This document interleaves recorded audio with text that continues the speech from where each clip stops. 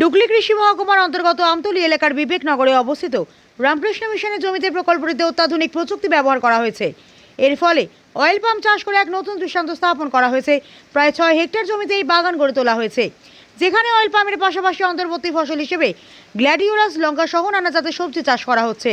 সেই সঙ্গে গোখাদ্য হিসেবে জোয়ার ও ভুট্টারও চাষ করা হয়েছে। এছাড়াও মধুবন এলাকায় নয়ন কুমার ভৌমিকের 1 হেক্টর জমিতে 143টি অয়েল পাম গাছ রোপণ করেছেন, যেখানে গ্রাউন্ডনাট, তিল ও মসুর ডালের মতো অন্তর্বর্তী ফসল সফলভাবে চাষ করেছেন অন্তর্বর্তী ফসল হিসেবে।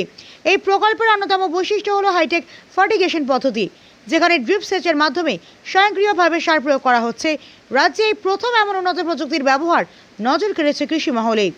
বুধবার এই বাগান পরিদর্শন করেন প্রাক্তন উপ অধিকর্তা ও জাতীয় ভোজ্য তেল মিশনের ত্রিপুরা রাজ্যের স্টেট কনসালটেন্ট হিসেবে প্রাক্তন কৃষি আধিকারিক ডক্টর রাজীব ঘোষ, কৃষি এবং কৃষক কল্যাণ দপ্তরের অন্তর্গত অয়েল পাম্প ডিভিশনের ডেপুটি ডিরেক্টর অজিত দেববর্মা, ডুগলি কৃষি মহকুমার কৃষি তত্ত্বাবধায়ক ডক্টর দেবব্রত পাল, বাজারঘাট সেক্টর অফিসার ওয়াসিম আকরাম সহ অন্যান্যরা।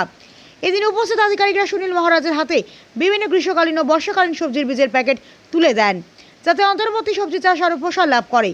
বিশেষ করে তাদের লঙ্কা চাষের সাফল্য ইতিমধ্যেই প্রশংসা কুড়িয়েছে। বিদ্যুৎ দপ্তরের পক্ষ থেকে পিএম কুসুম প্রকল্পের আওতায় সুবিধা প্রদান করা হয়েছে এবং কৃষি উদ্যোগে SMM প্রকল্পের মাধ্যমে একটি কৃষি যন্ত্রপাতি ইউনিট স্থাপনের পরিকল্পনাও নেওয়া হয়েছে। উল্লেখযোগ্যভাবে রামকৃষ্ণ মিশন শিক্ষাক্ষেত্র গুরুত্বপূর্ণ ভূমিকা পালন করছে। এখানে তৃতীয় শ্রেণী থেকে দ্বাদশ শ্রেণী পর্যন্ত প্রায় 1000 ছাত্র পড়াশোনা করে, যার মধ্যে 220 জন আবাসিক এবং প্রায় 320 জন তপশিলি জনজাতির ছাত্র রয়েছে। মানব কল্যাণ ও শিক্ষার প্রসারে মিশনের এই উদ্যোগ সমাজে এক ইতিবাচক প্রভাব ফেলছে। ব্যুরো রিপোর্ট, হাল্লা বোল।